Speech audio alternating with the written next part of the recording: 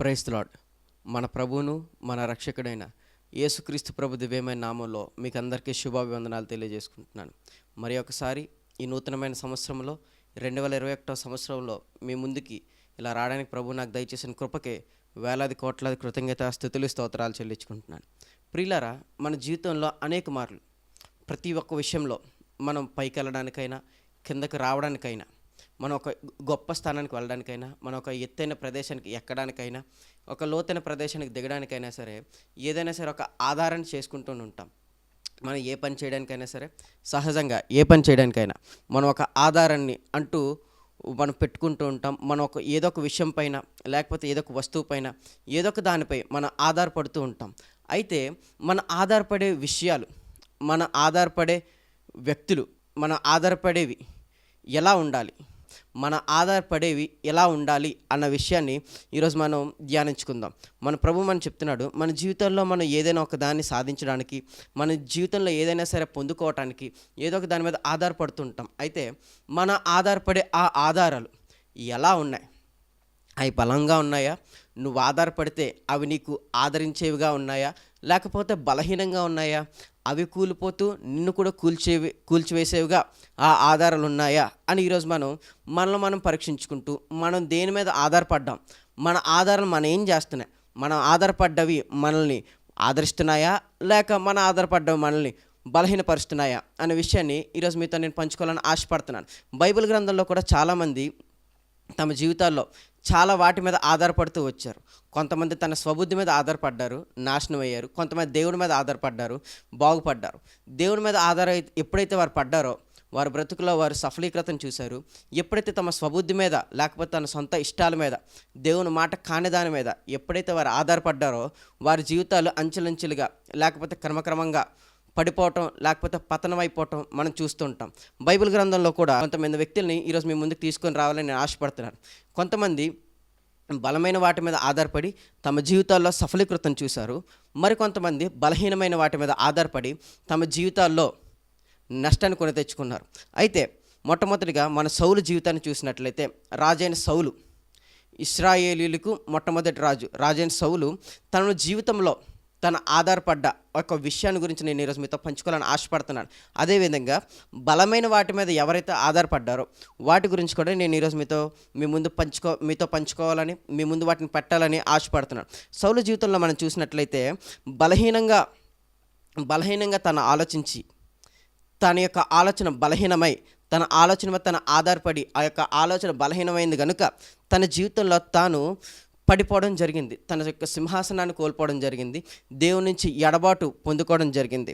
మొదటి సమూయేలు గ్రంథం 15వ అధ్యాయం మనం చూసినట్లయితే అక్కడ ప్రవక్త అయిన సమూయేలు వచ్చి సౌలు గారితో చెప్తారు, ఇలాగ అమాలేకుల్ని నీవు నాశనం చేయాలి, చిన్నలనైనా కానీ పెద్దలనైనా కానీ ఎవరినైనా సరే నువ్వు ఉండకుండా వాటిని నువ్వు నాశనం చెయ్యాలి అని సౌలుకు చెప్తాడు. అప్పుడు సౌలు ఏం చేస్తాడంటే మొదటి సమూయేలు గ్రంథం 15వ అధ్యాయం 3వ వచనాన్ని చూసినట్లయితే, కాబట్టి నీవు పోయి కనికరింపక అమాలేకీయులను హతము చేయుచు పురుషులనేమి, స్త్రీలనేమి, బాలురనేమి, పసిపిల్లనేమి, ఎద్దులనేమి, గొర్రెలనేమి, ఒంటెలనేమి, గార్ధబములనేమి అన్నిటినీ హతము చేసి వారికి కలిగినది అంతయు బొత్తిగా పాడు చేసి అమాలేకులను నిర్మూలం చేయమని చెప్పాను. దేవుడు తన ప్రవక్త అయిన సమూయేలు గారి ద్వారా సౌలు దగ్గరికి వర్తమానం పంపించారు. అమాలేకులు ఇశ్రాయేలు ప్రజలకి చేసిన కీడంతా నీకు తెలిసినదే, నీకు తెలియనిదేం కాదు.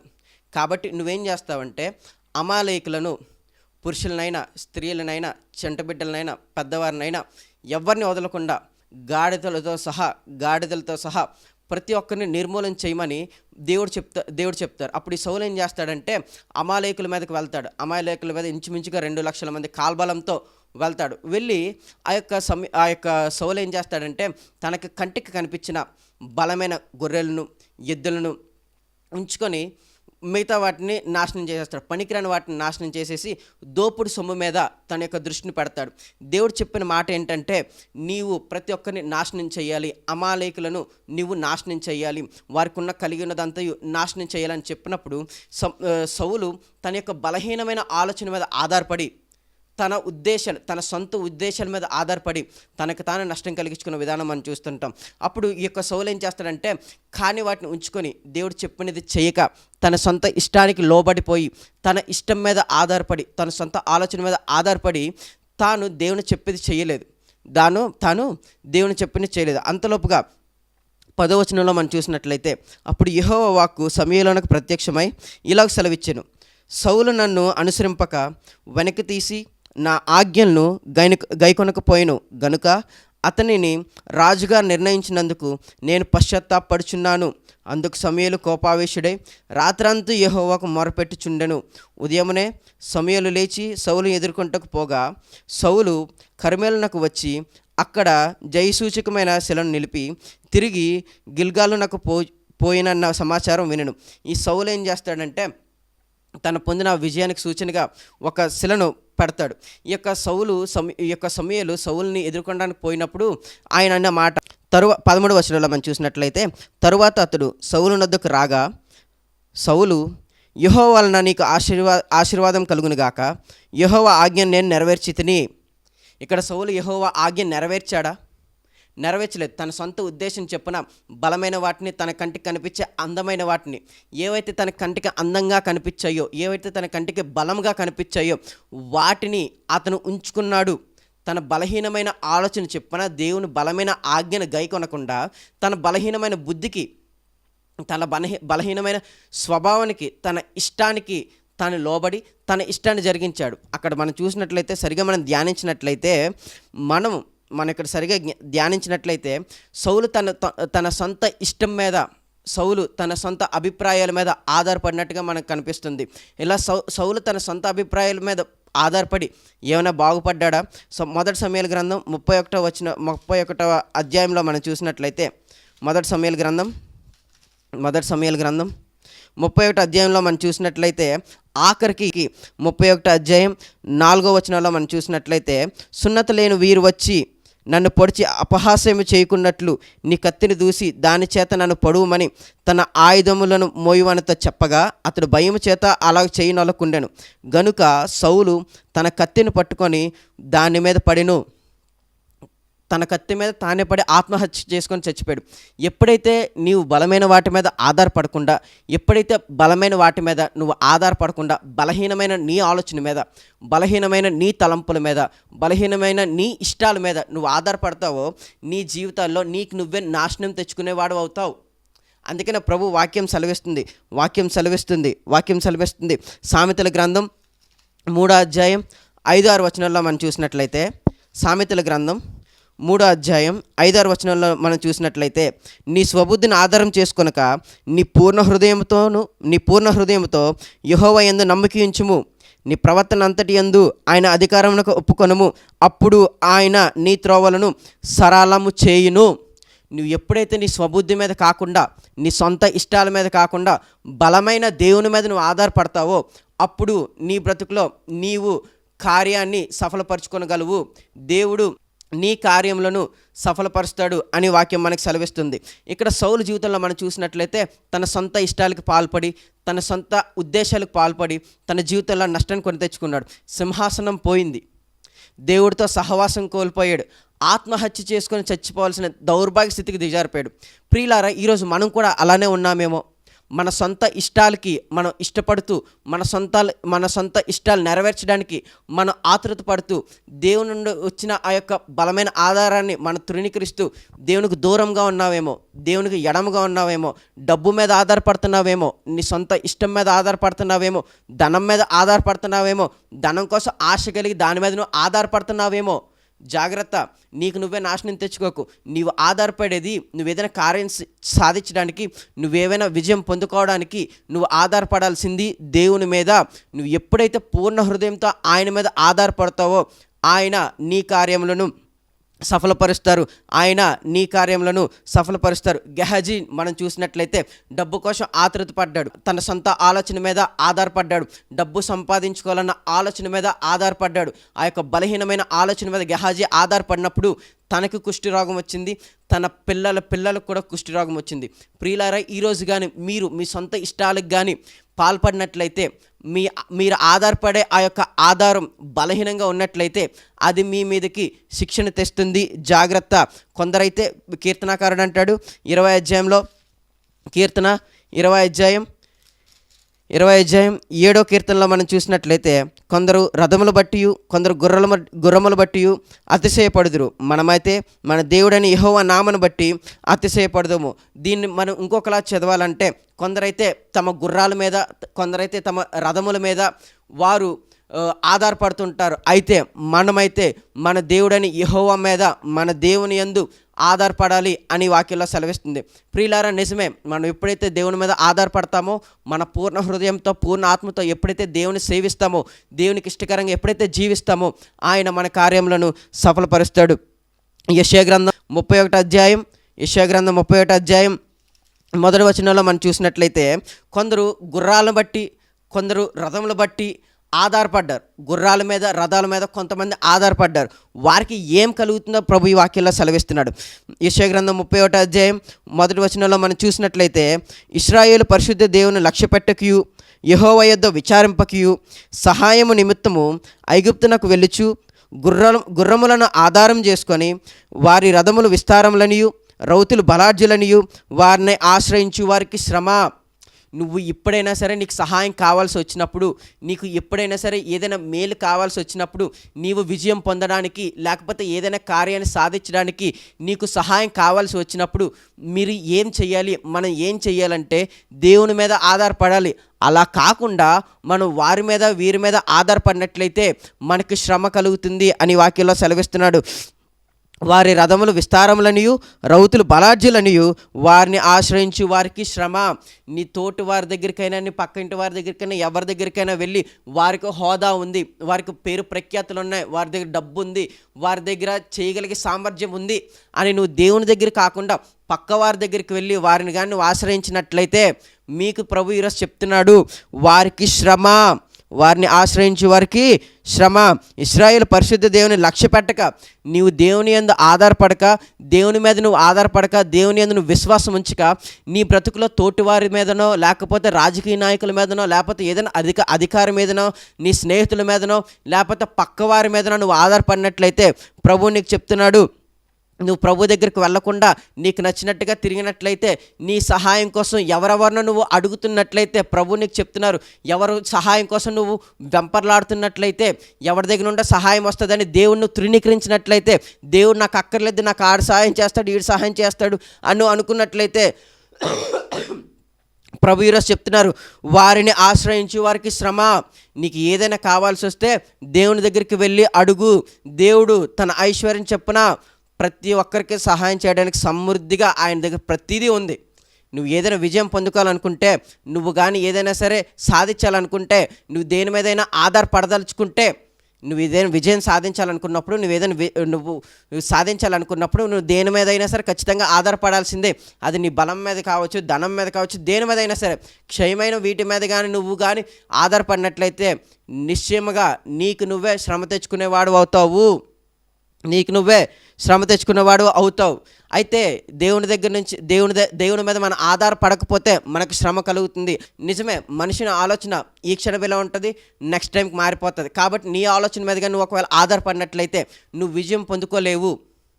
నీ యొక్క ఇష్టం మీదగా నువ్వు ఆధారపడినట్లయితే పరిస్థితి మారినప్పుడు నీ ఇష్టాలు మారిపోతాయి. అప్పుడు నువ్వు విజయం పొందుకోలేవు. నువ్వు సాధించాలనుకున్నది సాధించలేవు.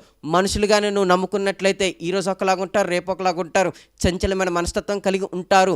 నువ్వు విజయం సాధించలేవు. అయితే నేను ఏం చెయ్యాలండి ఇప్పుడు అని నువ్వు అన్నట్లయితే, మన జీవితంలో బలహీనమైన వాటి మీద మనం ఆధారపడకుండా బలమైన వాటి మీద మనం ఆధారపడడం నేర్చుకోవాలి. మన సామెతల గ్రంథం 3వ అధ్యాయం 5-6 వచనాల్లో మనం చూసినట్లయితే, సామెతల గ్రంథం 3వ అధ్యాయం 5-6 వచనాల్లో మనం చూసినట్లయితే, నీ పూర్ణ హృదయంతో యెహోవా యందు నమ్మిక ఉంచుము. అందరికంటే బలమైన వాడు, ఆధారభూతుడు. మనం ఎంత ఆధారపడినా సరే మనకు బలంనిచ్చి మనల్ని ముందు కొనసాగింపజేయగలిగిన వాడు మన దేవుడు. కాబట్టి వాక్యంలో సెలవిస్తుంది, నీ పూర్ణ హృదయంతో యెహోవా యందు నమ్మిక ఉంచుము. నీ పూర్ణ హృదయంతో యెహోవా మీద ఆధారపడు, నీ పనుల భారం ఆయన మీద వేయి.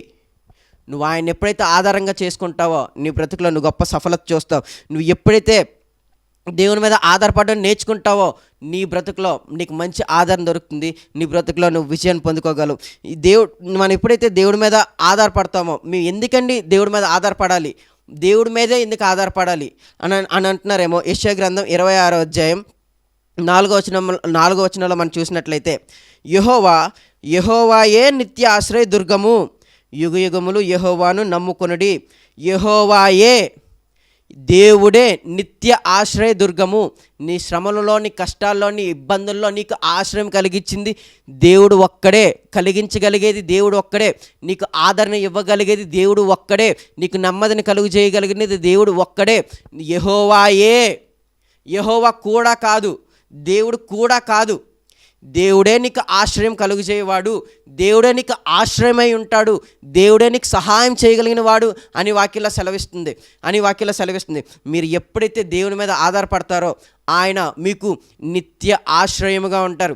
ఒకరోజు 2 రోజులు ఉండే ఆశ్రయం కాదట, నిత్య ఆశ్రయముగా ఉంటారట. క్షయమైనది కాదంట ఆశ్రయం, నిత్యమైనదంట. మీరు ఎప్పుడైతే దేవుని మీద ఆధారపడడం నేర్చుకుంటారో, మీ ఆధారం ఎప్పుడైతే బలంగా ఉంటుందో, ఎప్పుడు నిత్యము దేవుని మీద ఎప్పుడైతే మీరు ఆధారపడడం నేర్చుకుంటారో ఆయన నిత్యము ఆయన మీకు ఆశ్రయముగా ఉంటాడంట. ఇర్మియా గ్రంథం 17వ అధ్యాయం 5 నుండి 9 వచనాలు మనం చూసినట్లయితే, నరులను ఆశ్రయించి శరీరులను తనకు ఆధారంగా చేసుకొనొచ్చు, తన హృదయమును యెహోవా మీద నుండి తొలగించుకుని వాడు శాపగ్రస్తుడు అవుతాడు. నువ్వు ఎప్పుడైతే దేవుని మీద కాకుండా, నువ్వు ఎప్పుడైతే నిన్ను సృష్టించిన దేవుని మీద కాకుండా నరుల మీద ఆధారపడతావో, ఎప్పుడైతే దేవుని కాకుండా నీకున్న పరిస్థితులనో లేకపోతే నరులనో ఆధారం చేసుకుంటావో వాక్యం సెలవిస్తుంది, వాడు శాపగ్రస్తుడగును. వాడు ఎడారిలో అరుహ వృక్షం వలె ఉండును. మేలు వచ్చినప్పుడు అది వానికి కనబడదు. వాడు అడవిలో కాలిన నేల యందు, నిర్జనమైన చీకటి భూమి యందు, నిర్జనమైన చవిటి భూమి అందును నివసించును. నువ్వు ఎప్పుడైతే దేవుని నమ్ముకొనవో, దేవుడిని ఎప్పుడైతే నువ్వు ఆధారంగా చేసుకొనవో, నువ్వు శాపగ్రస్తుడు అవుతావని, నువ్వు ఎడారిలో వేయబడిన మొక్క వలె ఉంటావని, చవిటి భూమి మీద నువ్వు విసర్జించబడతావని దేవుని వాక్యం సెలవిస్తుంది. అయితే ప్రియులారా, నువ్వు ఎప్పుడైతే దేవుని నమ్ముకుంటావో అది కూడా దేవుని వాక్యంలో సెలవిస్తుంది, యెహోవాను నమ్ముకునేవాడు ధన్యుడు.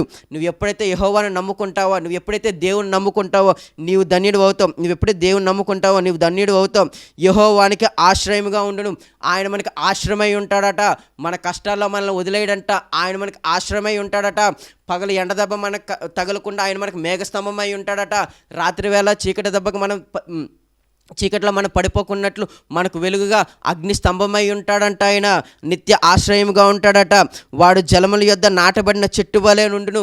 నీటి యోరన నాటబడిన చెట్టు వలె నువ్వు ఉంటావట. ఆకు వాడక ఫలిస్తావంట. నువ్వు మహా అభివృద్ధి పొందుతావంట. నువ్వు ఎప్పుడైతే బలమైన దేవుని మీద ఆధారపడతావో, నువ్వు ఎప్పుడైతే దేవుని యందు నమ్మికించి విశ్వాసం ఉంచి ఆయనకి ఇష్టడిగా జీవిస్తావో ఆయన నిన్ను ఫలింపజేస్తాడంట.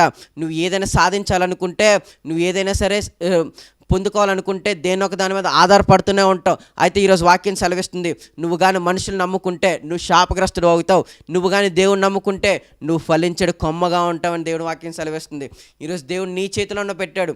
దేవుని నువ్వు ఆధారంగా చేసుకోవడానికి ఇష్టపడినట్లయితే ఆయన ఈరోజు నిన్ను ఫలించడు కొమ్మగా చేస్తాడు. దేని మీద నువ్వు ఆధారపడుతున్నావు? బలహీనంగా ఉన్న మనుషుల మీద, బలహీనంగా ఉన్న నీ ధనం మీద, క్షయమైపోయే ఈ లోకానుసరమైన వాటి మీద నువ్వు కానీ ఒకవేళ వాటి మీద ఆధారపడినట్లయితే, క్షయమైపోయి ఈ లోకంలో ఉన్న వాటి మీద నువ్వు ఆధారపడినట్లయితే నీ జీవితానికి నువ్వే నష్టం కొని తెచ్చుకుంటావు. ఒకవేళ కాదు, నేను నిరంతరం నిలిచి ఉండే అక్షయుడైన నా దేవుని మీద ఆధారపడతానని అనుకుంటే నా ప్రభు సెలవిస్తున్నాడు. కీర్తన గ్రంథం 20వ అధ్యాయం 1, 2, 3 కీర్తనలో మనం చదివినట్లయితే, కీర్తన గ్రంథం 20వ అధ్యాయం 1, 2, 3 కీర్తనలో మనం చదివినట్లయితే, ఆపత్కాలమందు ఒకవేళ నువ్వు కానీ దేవుని ఆధారంగా చేసుకున్నట్లయితే, నువ్వు కానీ దేవుడి మీద ఆధారపడడానికి ఇష్టపడినట్లయితే దేవునికి బలమైన ఆధారంగా ఉంటాడు. ఆపత్కాలమందు యెహోవా నీకు ఉత్తరం ఇచ్చును గాక, యాకోబు దేవుని నామము నిన్ను ఉద్ధరించును గాక. నీకు దేవుడు నీ ప్రార్థనలకు జవాబిస్తాడు, నిన్ను దేవుడు ఉద్ధరిస్తాడు, నిన్ను నడిపిస్తాడు. పరిశుద్ధ స్థలములలో నుండి ఆయన నీకు సహాయం చేయునుగాక. నువ్వు పొందుకోవాలనుకుంటున్న విజయాన్ని, నువ్వు చేరాలనుకుంటున్న గమ్యాన్ని నువ్వు కానీ ఆయన మీద ఆధారపడినట్లయితే ఆయన నిన్ను చేరుస్తానని చెప్తున్నాడు. పరిశుద్ధ స్థలంలో నుండి ఆయన నీకు సహాయం చేసి నిన్ను ఆ యొక్క గమ్యస్థానాలకి చేరుస్తానని చెప్తున్నాడు. సియోన్లో నుండి నిన్ను ఆదుకుంటానంటున్నాడు. ఆపత్కాలములలో, కష్టకాలంలో నిన్ను ఆదుకుంటానని చెప్తున్నాడు. ఎప్పుడంట నువ్వు దేవుని ఆధారంగా చేసుకుంటున్నప్పుడు ఆయన నీ నైవేద్యములన్నింటినీ జ్ఞాపకం చేసుకును గాక, నీ దహన బలులను అంగీకరించును గాక, నీ ప్రార్థనలు, నీ స్తుతులను అంగీకరిస్తాడంట ఆయన. నువ్వు ఎప్పుడైతే దేవుని నీవు ఆధారంగా చేసుకుంటావో, నీ బలహీనమైన నీ తలంపులను విడిచిపెట్టి బలమైన దేవుని యందు నువ్వు నమ్మిక ఉంచి దేవుని ఎప్పుడైతే నువ్వు ఆధారంగా చేసుకుంటావో నీ జీవితంలో నువ్వు సఫలీకృత చూస్తావు. ఈరోజు దేవుడు నిన్ను అడుగుతున్నాడు, దేని మీద నువ్వు ఆధారపడుతున్నావు? బలహీనంగా ఉండే నీ యొక్క స్వబుద్ధి పైన, బలహీనంగా ఉండే నీ యొక్క కోరికల పైన, బలహీనంగా ఉండే ఈ యొక్క లోకానుసరమైన వాటిపైన అని దేవుడు ప్రశ్నిస్తున్నాడు. ఈరోజు కానీ నువ్వు దేవుని యందు నమ్మిక ఉంచి ఆయన మీద ఆధారపడినట్లయితే ఆయన నిశ్చయముగా తాను నీకు సహాయం చేస్తానని చెప్తున్నాడు. ఇంకా చాయిస్ నీ చేతిలోనే ఉంది. నువ్వు కానీ ఈరోజు దేవుని ఆధారంగా చేసుకున్నట్లయితే ప్రభు నిన్ను ఖచ్చితంగా తాను ఉద్ధరిస్తానని సెలవిస్తున్నాడు. ఈ రోజుకి కూడా నువ్వు దేవుణ్ణి ఆధారంగా చేసుకోకుండా ఈ క్షయమైపోయి ఈ లోకం మీద ఆధారపడ్డావేమో. ఇప్పుడు కానీ ఒకవేళ నువ్వు వస్తానని నువ్వు ఆశపడినట్లయితే ఈ క్షణమందే కానీ నువ్వు దేవుని దగ్గరికి వస్తాను, నేను నా దేవునిపై నేను ఆధారపడతాను అని నువ్వు చెప్పినట్లయితే నాతో కలిసి ఏకీపించి ప్రార్థన చేయండి. నిశ్చయంగా మన ప్రభు మనలను ఉద్ధరించును గాక. మహాపరిశుద్ధుడైన నా దేవా, నీ ఘనమైన నామానికి నిత్యం నీకే స్తుతులు స్తోత్రాలు తండ్రి. ఇంతకాలం బలహీనమైన వాటి మీద ఆధారపడి మాకు సహాయం దొరకలేదని, మాకు విజయం రావట్లేదని ఎంతగానో బాధపడుతున్నాం తండ్రి. రక్షక, ఈ సమయం మీరు మాతో మాట్లాడిన మీ వాక్యం బట్టి మీకే స్తోత్రాలు తండ్రి. మీరు మాతో మాట్లాడిన విధానం బట్టి మీకే స్తోత్రాలనైనా. నీ మీద ఆధారపడితే మమ్మల్ని ఫలించడి కొమ్మలుగా చేస్తారని, మీ మీద ఆధారపడితే మాకు విజయాన్ని ఇస్తారని, మీ మీద ఆధారపడితే మాకు సమస్తమును కలుగు చేస్తారని మేము విశ్వసిస్తున్నాం తండ్రి. పరలోకమందున్న తండ్రి, ఇప్పటి వరకు మా బుద్ధిహీనతను బట్టి, మా జ్ఞానహీనతను బట్టి, మా సొంత స్వకీయ దురాశలపై మేము ఆధారపడ్డాం ప్రభా, మా స్వబుద్ధిపై మేము ఆధారపడ్డాం స్వామి. దయచేసి మమ్మల్ని క్షమించండి ప్రభా. ఈ క్షణం నుండి నీ మీద ఆధారపడతాం దేవా. దయచేసి మమ్మల్ని అంగీకరించండి. మా పాపాలు క్షమించి మీరు మమ్మల్ని అంగీకరించండి తండ్రి. రక్షక, మీరే మాకు ఆధారంగా ఉండి మా జీవితాల్లో మీరు మాకు విజయాన్ని ప్రసాదించమని, సఫలీకృతను ప్రసాదించమని, మా స్వబుద్ధి మీద మేము ఆధారపడి మేము చేసిన పాపాలు బట్టి మీరు మమ్మల్ని క్షమించి యేసు రక్తం చేత మీరు మమ్మల్ని కడిగి శుద్ధీకరించి నిత్య జీవనానికి మీరు మమ్మల్ని వారసులుగా చేయమని, నీ యందు మాకు మహాసమృద్ధిని సజీవమని యేసు నామములో ప్రసాదించమని, నిరంతరం నీ కోసం జీవించే భాగ్యాన్ని మీరు మాకు యేసు నామములో దయచేసి సమస్త మహిమ ఘనత ప్రభావాలు కేవలం మీరే పొందుకోమని సర్వకృపానిధిగా మా యేసు నామములో ప్రార్థిస్తున్నాను నా ప్రియ పరలోకపు తండ్రి. ఆమెన్. హల్లెలూయా. ఇంతవరకు వర్తమానం విన్న మీకు దేవుని నామములో శుభాభివందనాలు తెలియజేసుకుంటున్నాను. ప్రియులారా, గడిచిన సంవత్సరంలో దేవుడు తన కృప చొప్పున మనల్ని కాచి కాపాడిన విధానం బట్టి దేవునికి మహిమ కలుగును గాక. ఈ నూతనమైన సంవత్సరంలో నూతనమైన వాగ్దానాలతో మనం ప్రవేశించి ఉన్నాం. మనం వాగ్దానాలు పొందుకోవడం మాత్రమే కాదు, దేవునికి కూడా మనం ఎన్నో వాగ్దానాలు చేసి ఉన్నాం. వాటిని నిలబెట్టుకోవడానికి ప్రయత్నం చేయండి. దేవుని సహాయం కోరుకోండి. దేవుడి మీద ఆధారపడండి. దేవుడు బలవంతుడు. ఆయన మనల్ని ఉద్ధరిస్తాడు. ఆయన మనల్ని నడిపించగలడు. మన సొంత ఉద్దేశాలతో, మన సొంత తలంపులతో మనం ఏం చేయలేం. మనం ఎప్పుడైతే దేవుని మీద ఆధారపడతామో అప్పుడే మన జీవితంలో మనకు విజయం ఉంటుంది. కాబట్టి తప్పక అందరూ ప్రతిదినము ప్రార్థనతో, విశ్వాసంతో ఆయన మీద ఆధారపడండి. ఆయన ఖచ్చితంగా మన బ్రతుకులో మేలు చేస్తాడు. మన బ్రతుకులో మనం సఫలీకృతం అవడానికి ఆయన మనకి సహాయం చేస్తాడు. నిశ్చయంగా మనం ఆయన మీద ఆధారపడి ఆయన ఇచ్చే విజయమును, కృపను పొందుకుందాం గాక. ఆమెన్.